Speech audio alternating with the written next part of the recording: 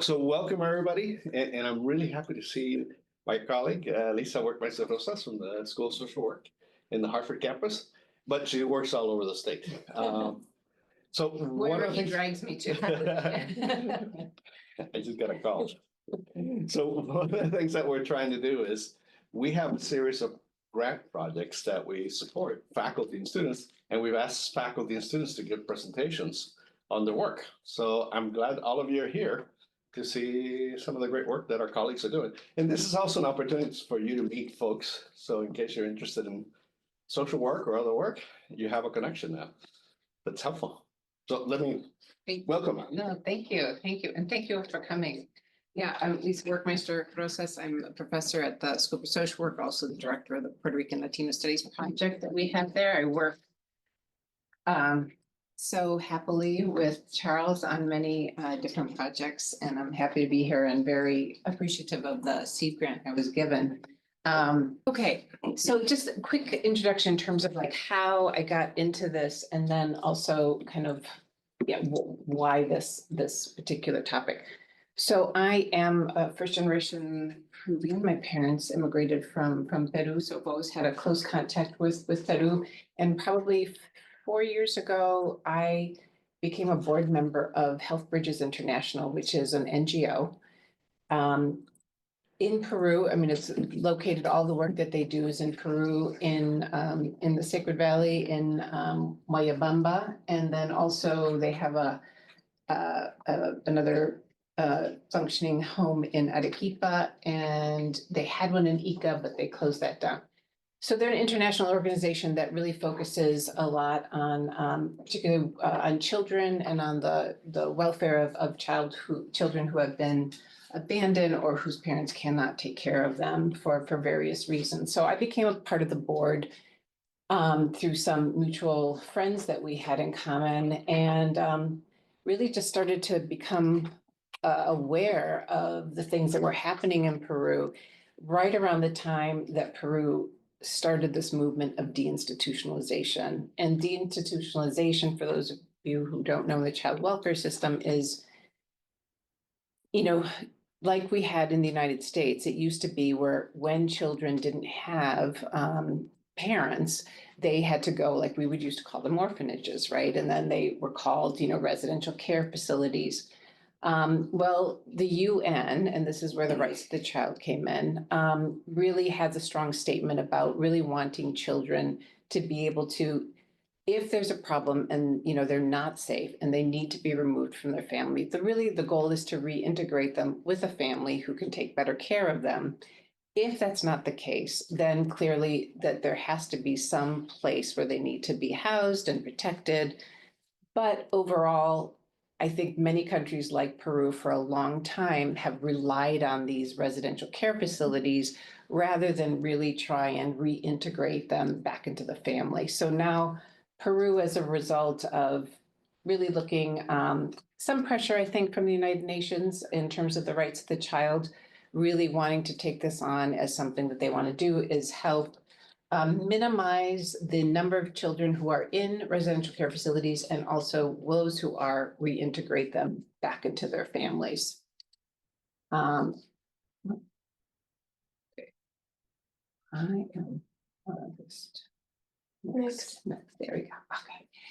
Okay, so so this is a little bit of what I just said. So, and while they're trying to do this, not only are they trying to align themselves with the UN Convention on the Rights of the Child, but also on various directives that come from UNICEF.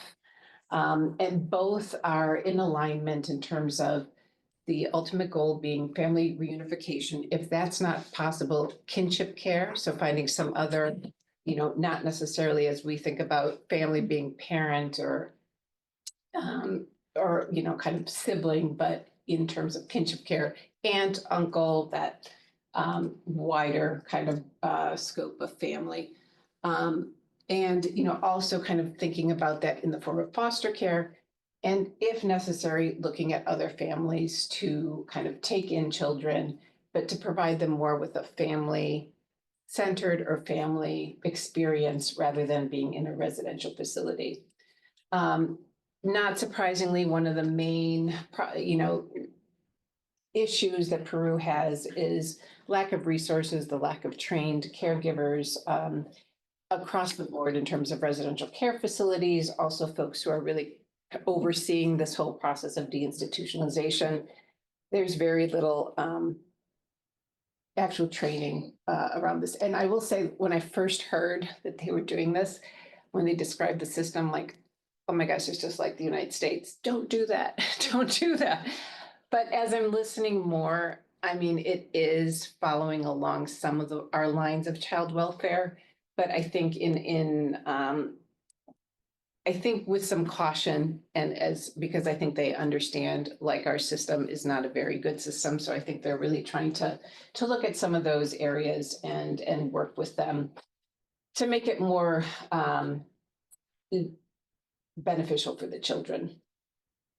So in terms of, again, going through the UNICEF and UN, their primary goals are family reunification, definitely the proper training for child welfare professionals. And one of the things that someone mentioned about the UN, which is true, one of the main focuses, or I wouldn't say their main focus, I guess one of the things that I look at mostly in the work that I'm doing is, you know, what are the things that are important that we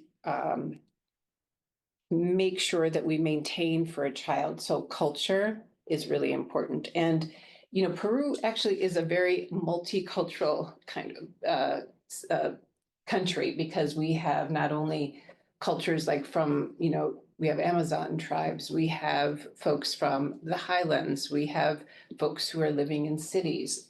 And then we do have immigrants from Venezuela. We have immigrants from other Latin American countries and other countries. So the culture is actually pretty multicultural. There's also linguistic diversity in terms of Spanish, Quechua, Aymara, but primarily Quechua when we're talking about the highlands. And religious culture as well. Peru used to be predominantly Catholic, and now there's a huge kind of, I don't want to say movement, but the shift is kind of growing more towards evangelical. Peru has its own Iglesia Peruana Evangélica, the Peruvian Evangelical Church, which is, you can find almost in every town. And there's also the cultural piece that is religious, that speaks to the Andean cosmology, the Inca cosmology, which is kind of based more in terms of ancestral kind of environmentally based cultural practices that we kind of consider more kind of like shamanistic now, but that's not really, when people practice these things, it's not necessarily from that particular shamanistic tradition.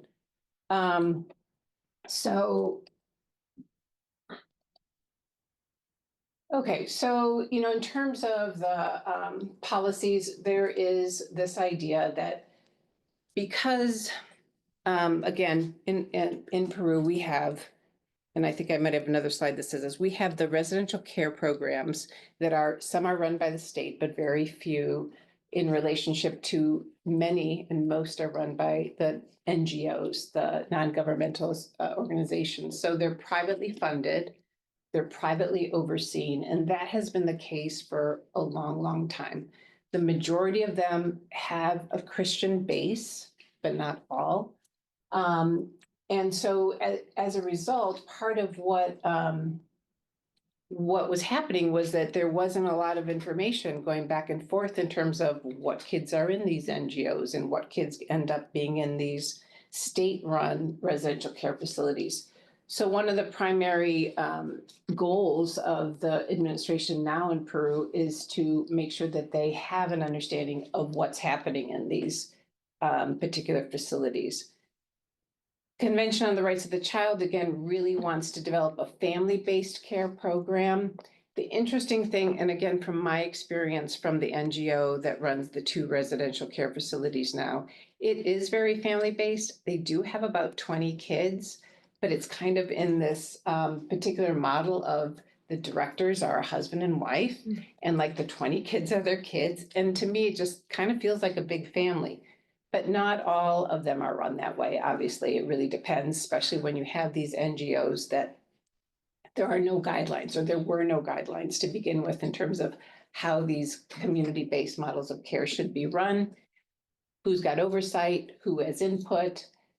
So again, these are the things that in terms of looking at the UN Convention on the Rights of the Child and also the UNICEF directives, that's what they're trying to accomplish at this moment in Peru. And then again, so the highlighting, preserving the cultural, religious, and linguistic identity. And oh yeah, and again, obviously another cultural aspect of Peru is we do have the Afro-Peruvians, that there was for a time a slave trade, or slaves that were brought to Peru from the African continent, that there's also another cultural dimension that is very vibrant in Peru. And one bit about language too, it's interesting because I don't know how many years ago, but the government said, you know what, we don't want the children to lose the Quechua language. I think it's interesting, not unlike probably the United States and probably I would say the 50s, when it was like, if you had immigrant parents, parents were like, don't speak Spanish. They only spoke to their child in English because they wanted them to grow up without an accent, speaking English perfectly. That was certainly happening for a long time in Peru. And the government, I think, decided, no, we're going to actually teach Quechua in school. So now most public schools have a Quechua requirement, but that doesn't necessarily mean the stigma still isn't there. The stigma still is there, particularly if Quechua was your first language and your dominant language. That stigma is still there in terms of being a Quechua speaker versus a native-born Spanish speaker. So as it stands now, the major things that the Ministerio de Mujer is the one who's in charge of kind of overseeing this de-institutionalization movement. And right now, some of these things, I mean, they're doing it in a very quick way. One thing is they've decided children cannot be in residential care facilities for more than 18 months. This is a big change because children used to grow up in these residential care facilities. But they're saying, no, there should be a plan, and the plan is reintegration. So that's a big change. Second thing is now they're saying that every single residential care facility has to have a psychologist, an educator, and a social worker. Every single one. Yeah. Sorry, I didn't mean to interrupt. What happens after the 18 months? Well, they're supposed to be reintegrated with the family. With the family, okay. Yes, Yeah, okay. and this goes to where was the? With their own prior family.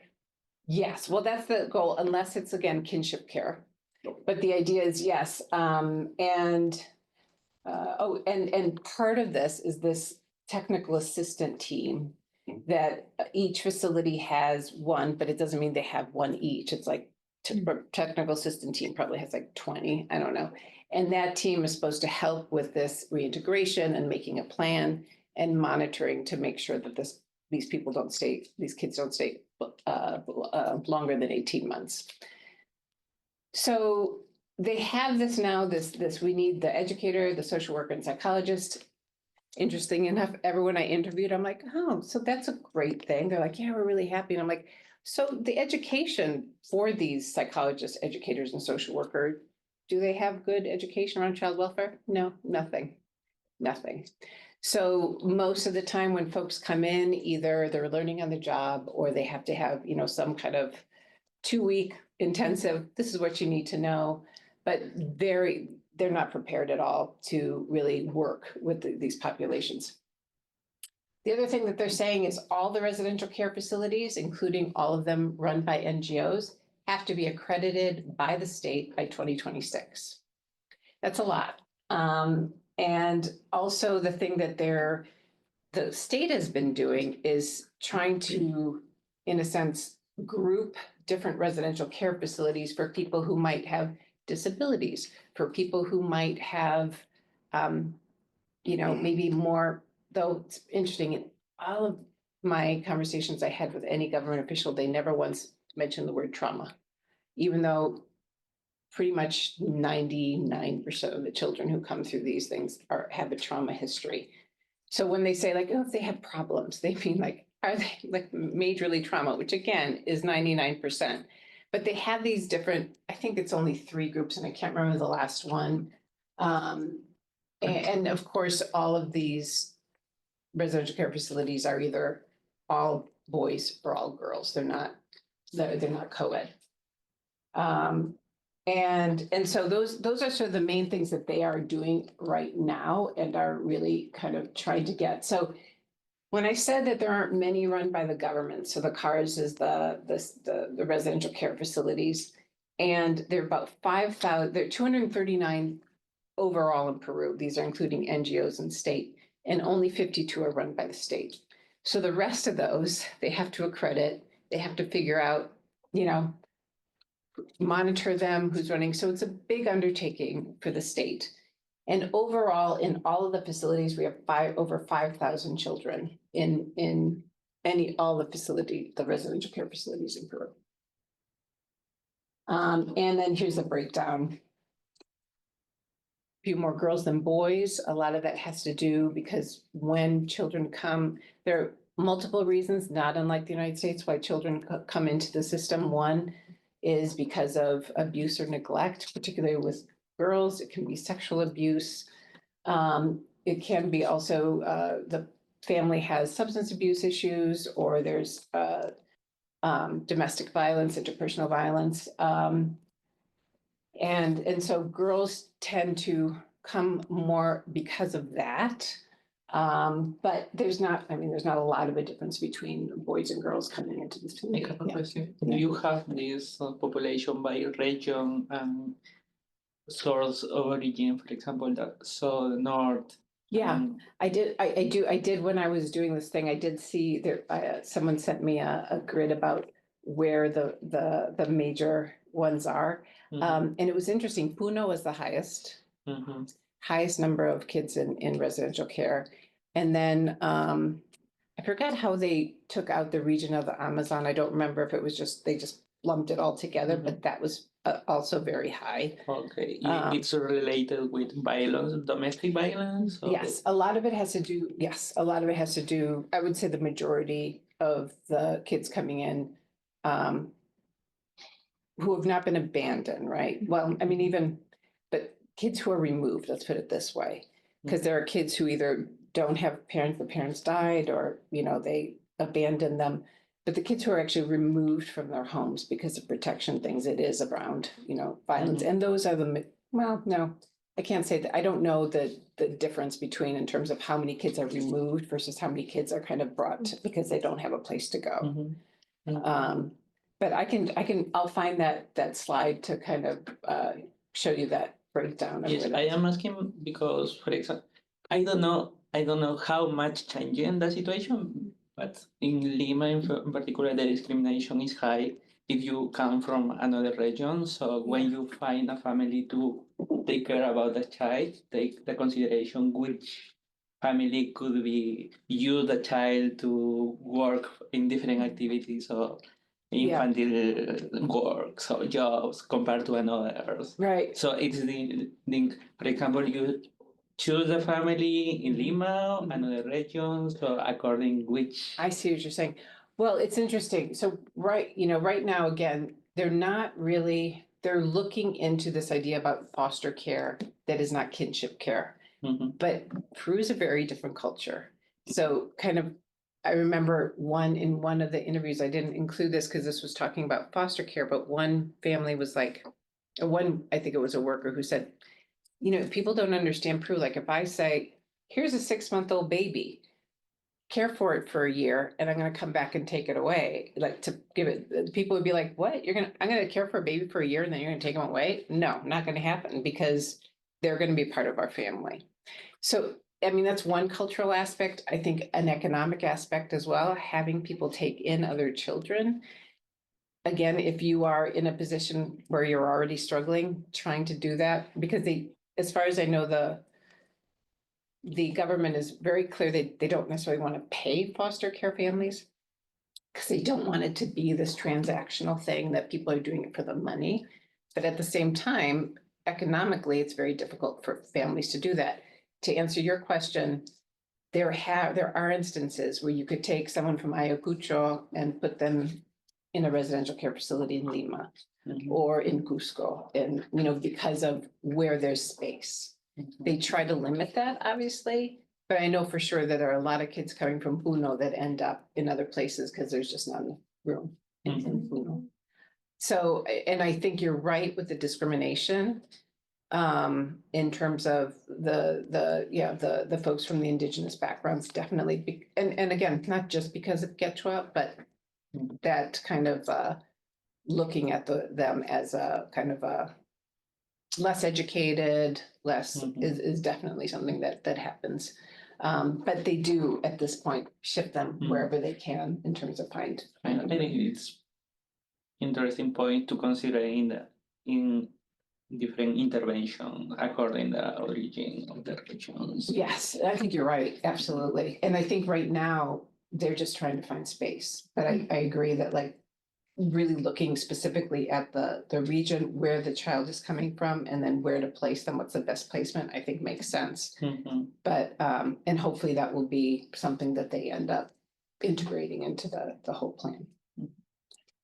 So I did a pilot study. This was what I used with my seed money. I was already kind of doing some work with the Health Bridges International, but I ended up wanting to do some interviews with folks who were residential care workers or some state officials to understand kind of what is their knowledge about the UN Convention on the Rights of the Child, to see like how much do they know.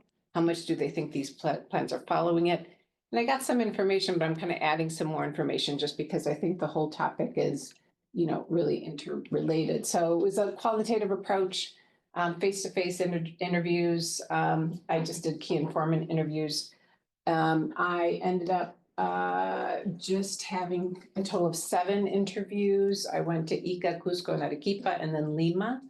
I actually had to do, even though I was in Lima, I had to do the Ica interviews via Zoom because I came down with COVID.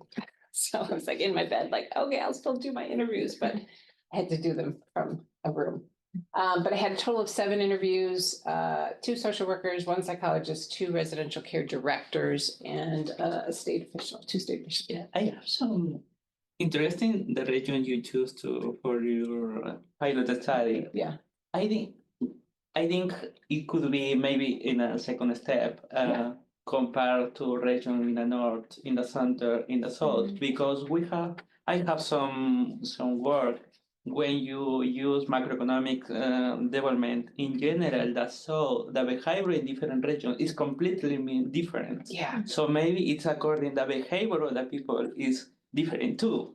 It could be compared to the results in pilot in the north, in the south.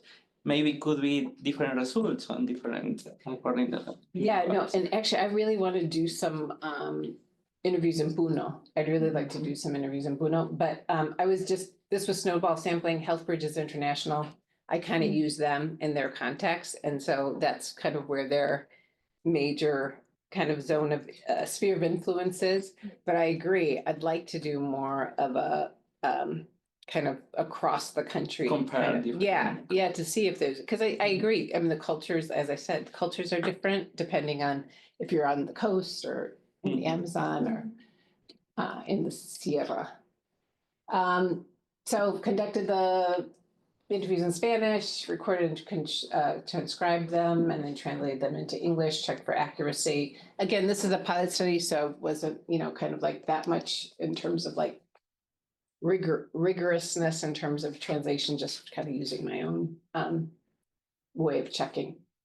So I had a research team, including undergraduate and graduate research assistants, using to do software, just to find the themes. So the preliminary themes, again, this is a pilot study, was, people really talked about the alignment and challenges of implementing the UN Convention on the Rights of the Child and the and also they talked a little bit too about the UNICEF directives, the cultural and religious considerations in child welfare. I mean, that was something I was very interested in, and they talked some about, but it was interesting too how they kind of like how you're saying how they interpreted culture versus how I was thinking about it.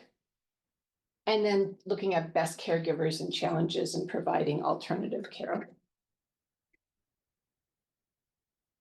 So in terms of the looking at the rights of the child, so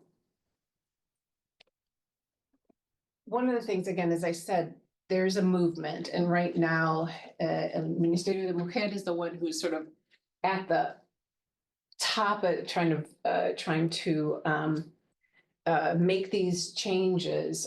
There's no specific institution that's looking at whether or not the UN rights of the child are actually being implemented. People do know about them. Certainly, I would say the overall, the state workers knew about it more than the workers in the residential care facilities themselves. And it's interesting because not surprising, according to the state folks, of course, we listen to the children because that's what the rights of the child is. It's all about the child. According to a lot of the workers in the residential care facilities, it's like, well, the state says it, but they really don't listen to children's voices. They kind of do what they need to do. And so, sometimes children are moved without their consent. When I just was visiting over spring break and did some interviews, there's a situation actually in one of the facilities that the NGO I'm on the board of was where this, two things. One, 4-year-old boy who, had a tragic situation in terms of how he came to the facility. And didn't have parents. And so they were having him available, to be able to find a home, to be adopted. They couldn't find other family members for kinship care. And the process of adoption in Peru takes a really long time. And that's for two reasons. One is, I can't remember what year, there was a huge, sudden movement, let's just get all these children out of these residential care facilities and put them up for adoption across the world. There's this, and they were in the process of doing that when someone was like, wait a minute, what are you doing? No, you can't do that. And so they halted everything and they said, no adoptions, especially transnational. So that has really kind of, in a way, mucked up any kind of adoption system, which is unfortunate even within the country. So adoption takes a really long time, even though probably a lot of things in Latin American countries take a long time, but there's another added reason in terms of why this is taking a long time. So a 4-year-old, when people say people want to adopt smaller kids. And so if this is going to take 1 or 2 years, this 4-year-old is going to be older. And then, so that's a piece that really has to be looked at, as well as in terms of not only being moved without their consent, but like we were saying, put in a different region that they may have they don't know the culture, they've never been there before, they obviously don't have any family members close to them. So that's another thing that is still happening. And so when you look at those things, one could certainly say, well, that's not really in accordance with the UN Conventions of the Rights of the Child, which I would agree with. And you can also see on a systemic level how difficult it is to kind of make all that happen. So, for instance, one of the residential care workers says, the state always says it respects their rights, but many times we see that they do not take their opinion of them into account. And another worker kind of says the same thing. The ministry should look after the well-being, respecting their rights, is not only doing so, they only rely on the statistics and nothing else. We see that a lot, right? We see that a lot, the disjuncture between a system, a larger system, and actually what's happening on the ground. That's very much the same thing that's happening in Peru. I think the idea of these technical assistant teams is so that they can oversee that. But again, I think these technical assistant teams lack kind of adequate education and training, and they're overwhelmed. And it's new. So people really don't know, how is this really going to work? Because they're not only are they supposed to help with the reintegration of the family, they're supposed to oversee how many kids have been there for more than 18 months. Is this kid getting, are they placed in the right place? If it's for disability or trauma, there's so many things that they're looking for that it really is an overwhelming situation for, I think, the folks who work on these teams. So, when we're looking at the religious and cultural piece in terms of whether or not, how much is really, how much of is it made a priority to maintain the child's culture, and, whether that be regarding their religion or cultural identity. The reality is, as I said, the majority of these NGOs are Christian-based. And so they are going to have Christian values, and they are going to have them go to mass or church every Sunday. And if the child comes and was not practicing that, they say, well, we don't force it on them, but everyone goes on the bus on Sundays to go to church. So it's not like you can stay behind. And these are children. So even whether or not they can verbalize or really express what their religious preferences or what they have been raised with, that sometimes not. Cultural identity, similar. Again, we've got different cultures from regions. We've got different cultures in terms of, from language. And I think like this, this was an interesting quote. So on the workers, we don't try to make them lose their cultural identity. They've arrived and they wear their woolen shorts with their little skirts, the polleras, like, the kind of big skirts. And until they decide and say, I think, and there's a little laughter here, it's too cold, I'm going to wear something different. So in their mind, they're saying, oh, we're going to leave it up to the kids. But also, are you supporting that cultural identity? Or are you kind of just saying, well, it's too cold, so why don't you just put on a pair of pants? Or, and I think, I think that same person was saying, that if they do go home, so if they do visit, they'll put on their traditional regular, clothes again to go home and then come back and change. It's very hard to know. These children aren't getting kind of like, I don't even want to say therapy because it's not about therapy, but kind of ongoing consultation about, do you want to wear a skirt? I mean, is it really because it's too cold, or are people making fun of you, or just because you see everyone else not wearing it? There's no kind of in-depth exploration of why it is they might be changing outside because it might be cold out.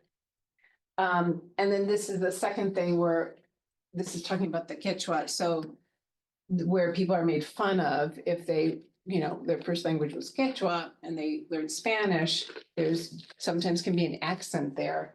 And that saying that, of course, we're going to honor the Quechua, even though sometimes no one in the residential care, none of the workers speak Quechua. They might know a few words, but they don't speak Quechua. So is that, again, supporting it because then the child doesn't have an opportunity to do that? And also there's definitely a clear recognition that the more you have an accent in Spanish, the more you're going to be made fun of or discriminated against. So I think there's also a kind of a bias of like, let's just speak Spanish to them and help them in that respect. And again, I kind of talked to you about the NGOs, majority of them being Christian. And then, when it's kind of looking at the best, what is sort of a best practice as far as they know in terms of providing care, they really do believe, and again, the residential care facilities I interviewed, they were all Christian based. And so there is this feeling like a willingness to serve, of being sort of called by God to serve these children. I think a lot of that is definitely sort of in the idea about why we do the work, what we do. And I think many really feel like those are the providers we want. Like those are the people we want caring for our children because we know they're kind of guided by these Christian values. I think that, in terms of when I say lacking empathy, I don't mean like they don't feel for the children. I think all of them feel for the children about not having a family. I think the lack of empathy in terms of connecting, I think there's this feeling like we know what's best for you. We know that the only way that you're going to, a lot of people said this, the only way that you're going to be able to grow up and have a family of your own is if you are in a family. Like, otherwise you won't have the role modeling, you won't have what it takes, and you're gonna end up, and it's true. I mean, do some folks come from these facilities, they leave at 18 and then they come back with a child of their own? Yes, that does happen. Well, they don't come back, but their child comes back. Does that happen? Yes. Happens also in any kind of, child welfare system, because that trauma, I mean, there are a lot of reasons why that happens.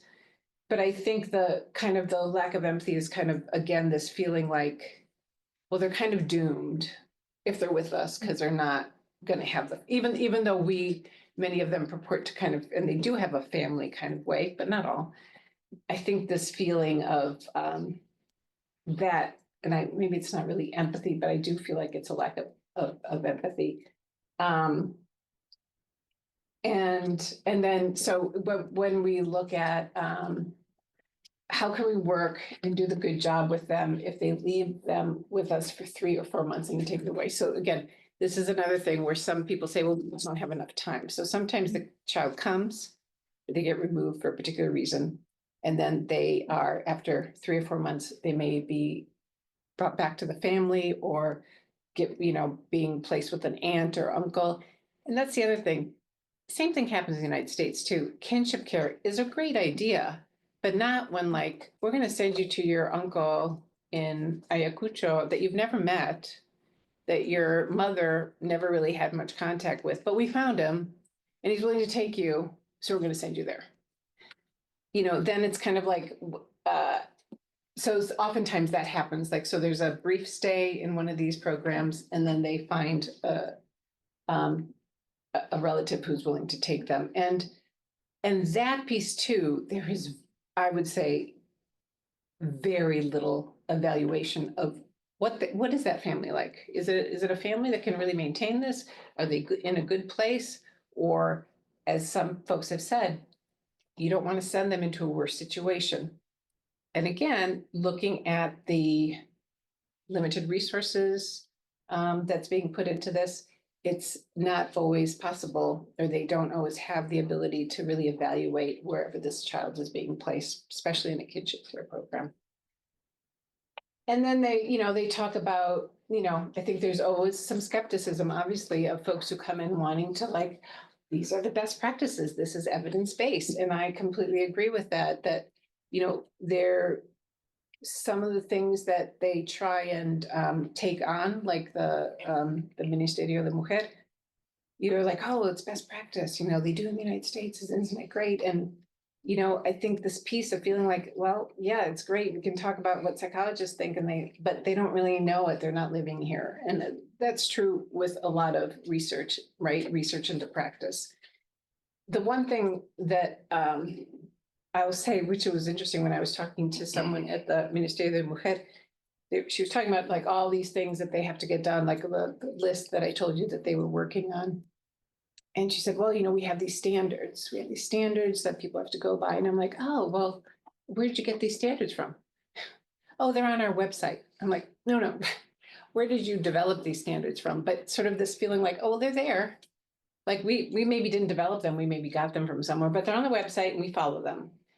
So I think there's a little bit of that too, where they're taking a lot of evidence-based, whether that be practices, standards, ways of looking at things from, I don't think just the United States, I think probably Europe as well, and kind of putting them in. And do you have to do that sometimes, especially if you're going to want to make a change right away? You can't necessarily, the best idea would be to do your own studies in your own places and then figure out what the best practices and standards are. But many places don't have the resources, don't have the time. Again, they're feeling pressured a little bit by the UN to get this up and running. So I think those are also the issues where standards might be standards. I mean, and I will also say human rights are human rights. Obviously, I'm not going to ever say human rights are wrong, but also sometimes the way human rights are framed are, as we know, in a very Western European mindset, which may or may not really fit the population to which that they're being kind of presented or enforced. And I think that's another really important thing to kind of think about.